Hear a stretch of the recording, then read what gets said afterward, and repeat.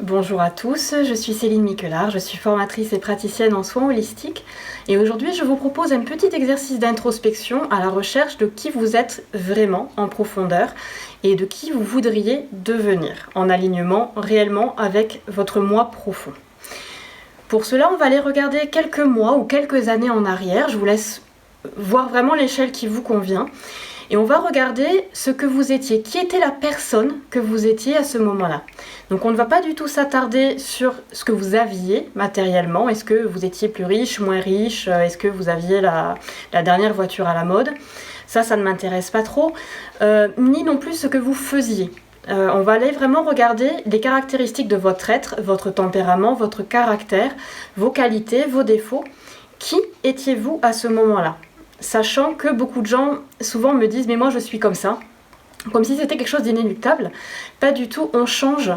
Chaque jour de notre vie apporte son lot de changements. Vous n'êtes pas le même qu'hier et vous ne serez pas le même aujourd'hui que demain. Donc il est intéressant un petit peu d'aller regarder en arrière, non pas pour avoir de la nostalgie ou de la tristesse, mais vraiment pour voir tout le parcours que vous avez pu effectuer et voir si vous en êtes content ou pas, et justement pouvoir programmer quel chemin vous voulez suivre un petit peu plus tard. Donc on va aller regarder qui était cette personne, de manière relativement neutre, comme si vous regardiez un ami ou comme si on vous présentait quelqu'un que vous ne connaissez pas. Comment vous décririez cette personne? Est-ce que vous êtes fier ou non de la personne que vous étiez? Qu'est-ce que vous pouviez lui reprocher? Qu'est-ce que vous trouviez de bien chez cette personne? Et d'aller faire un petit comparatif avec ce que vous êtes aujourd'hui. Donc regardez l'ancien vous et le vous actuel.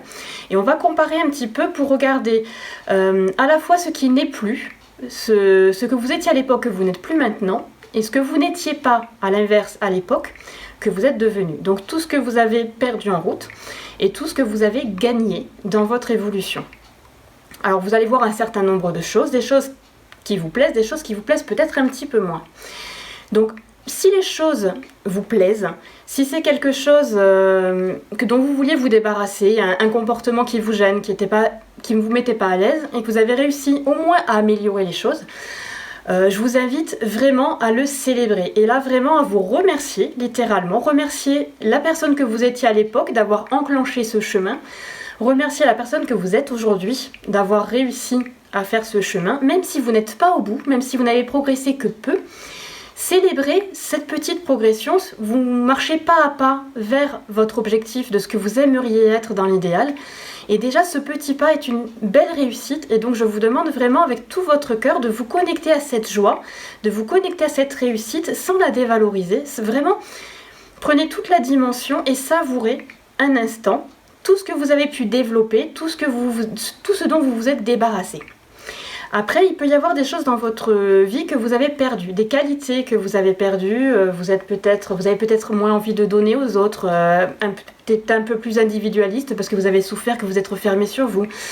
Ça peut être des choses qui vous manquent, vous étiez une personne joyeuse, vous êtes devenu un peu plus triste. Il y a plein de petites choses comme ça que peut-être vous avez amélioré certaines choses et peut-être des choses que vous avez un peu perdues. Je vais vous demander de regarder ces choses-là déjà en faisant le deuil de ces choses. Alors le deuil, qu'est-ce que c'est? Effectivement, un deuil, c'est simplement renoncer à des choses qui n'existent plus, en tout cas à l'heure actuelle. Ça ne veut pas dire qu'elles ne vont pas revenir dans votre vie, mais actuellement elles n'y sont pas. Et donc fatalement, vous allez ressentir des émotions telles que de la colère, de la tristesse, de la culpabilité, du déni. Toutes ces émotions-là, elles sont tout à fait normales, elles font partie de ce processus de deuil et donc je vais vous demander de prendre un instant pour accueillir ces émotions et pour accepter le fait, tout simplement, sans jugement, sans culpabilité, vraiment avec beaucoup de bienveillance envers vous-même. Prenez un moment pour accueillir que cette situation-là, elle n'est plus. Elle n'est plus et c'est ok, c'est votre chemin, c'est votre étape du moment. Prenez ce temps pour pacifier à l'intérieur de vous et pour être juste simplement ok de manière neutre avec cette situation-là. Ensuite, une fois que c'est un petit peu plus apaisé, que les émotions sont moins recrutées dans ce processus-là, parce que les émotions vont pouvoir biaiser un peu votre appréciation, une fois que vous êtes un peu plus au calme avec cet état de fait, allez regarder concrètement, décortiquer un petit peu pour voir si peut-être que ce que vous avez perdu, c'est simplement quelque chose qui n'était pas vous, mais qui était quelque chose que votre famille, la société ou vos idées reçues vous programmaient à être, mais qui n'était pas foncièrement vous. Et donc dans ce cas-là, cette perte, elle n'est pas négative, c'est simplement que vous aviez investi dans quelque chose qui n'est pas vous. C'est comme si vous étiez, je prends l'exemple d'un pommier, vous êtes un pommier et on vous a demandé, on vous a toujours dit dans votre enfance ou autour de vous, dans votre entourage, que les figues sont bien meilleures que les pommes. Alors toute votre vie, vous vous êtes évertué à faire des figues. Sauf que forcément vos figues ne sont pas très bonnes puisque vous êtes un pommier. Un pommier ne sait pas faire de figues. Et donc, prenez le temps de reconnaître en fait que vous avez simplement renoncé à des espoirs que l'on mettait en vous ou que vous-même quelquefois vous mettiez en vous parce que vous estimiez que une belle personne doit avoir cette capacité-là. Et donc vous êtes peut-être évertué à développer quelque chose qui ne vous ressemblait pas, qui n'était pas foncièrement vous.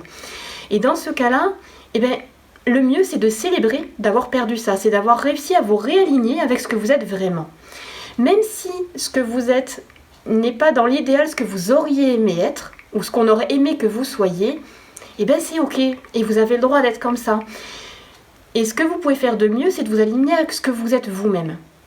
Et vraiment d'aller développer vos compétences à vous, vos qualités, celles qui sont précieuses au monde, et pas forcément celles que vous aimeriez avoir, mais vraiment celles que vous avez. Et donc si vous identifiez comme ça des choses dont vous vous êtes éloigné ou que vous avez carrément perdu, mais simplement pour revenir à vous, c'est quelque chose qui doit vous mettre en joie. C'est quelque chose, là aussi, vous devez retrouver cette sensation de gratitude. Et je vous demande donc de faire la paix avec ça et de vous remercier, aussi difficile que cela semble être. Remerciez-vous pour avoir renoncé à une chimère et vraiment avoir réservé votre énergie à développer ce que vous pouvez réellement apporter au monde. Maintenant, si ce que vous avez perdu ou ce qui est moins présent dans votre vie au niveau de vos émotions, de vos qualités, est quelque chose qui vous manque, quelque chose que vous estimez comme une perte, qui était vraiment vous, qui vous appartenait et que vous voudriez retrouver, on va raisonner un petit peu différemment. Vous allez regarder un petit peu pourquoi, qu'est-ce qui a provoqué ce changement et surtout comment est-ce que vous pourriez le réintégrer dans votre vie. Tout est réversible, c'est pas parce que quelque chose est parti pendant un temps que vous vous êtes éloigné d'un chemin que vous ne pouvez pas le retrouver. Donc prenez quelques instants là encore pour aller regarder, est-ce que c'est parce que des gens vous ont fait du mal et que donc vous vous êtes refermé, je reviens à cet exemple-là. Dans ce cas-là, la solution est peut-être de vous éloigner de ces personnes qui vous incitent à vous refermer sur vous-même, de faire un tri et de vous dire je vais me consacrer, je vais développer les relations qui me nourrissent, qui m'aident à m'épanouir et à m'ouvrir aux autres, et je vais mettre un terme, ou en tout cas mettre de la distance avec les personnes qui me font développer ce comportement que finalement je n'aime pas trop. Voilà. Si c'est de la joie, ça peut être, oui, en ce moment, effectivement, les événements que je ne contrôle pas font que la vie est moins... j'ai moins d'échappatoires, j'ai moins de sources de... Il n'y a plus de culture, il y a beaucoup moins de spectacles, on ne peut plus aller au restaurant en ce moment, etc. Puisque donc on est en pleine épidémie de Covid.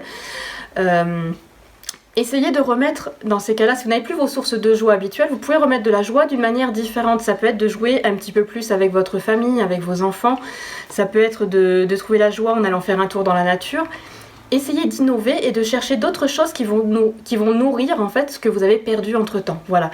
Ces choses, vous pouvez, tous vos besoins en fait, qui ne sont plus comblés actuellement, vous pouvez les combler d'une autre manière. Et donc à vous d'être inventif, retrouver votre âme d'enfant pour vraiment aller chercher à combler ce besoin, et plus vous l'identifierez de manière précise, plus vous vous laisserez aller dans la créativité et plus vous pourrez trouver des solutions vraiment personnelles et vraiment optimales pour vous, pour revenir vraiment à ce que vous aimeriez avoir dans votre vie. Une fois que vous avez fait un petit peu cet exercice-là, déjà de faire le point, voilà, qu'est-ce que j'étais ? Qu'est-ce que je suis maintenant ?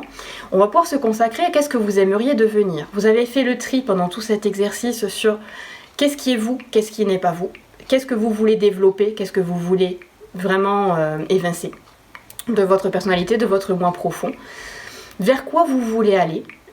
Mais là aussi, je reviens vraiment à ce point important, non pas ce que vous aimeriez, ce que vous fantasmez d'être, mais vraiment identifier vos forces et vraiment décider d'aller amplifier ces forces et d'aller développer vos propres talents.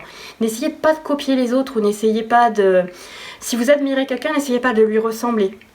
Vraiment, projetez-vous dans ce que vous pourriez être vous, au maximum de votre potentiel, de vos capacités, de ce que vous êtes, sans vous renier, sans chercher à ressembler à quelqu'un d'autre, sans chercher à être quelqu'un d'autre que vous.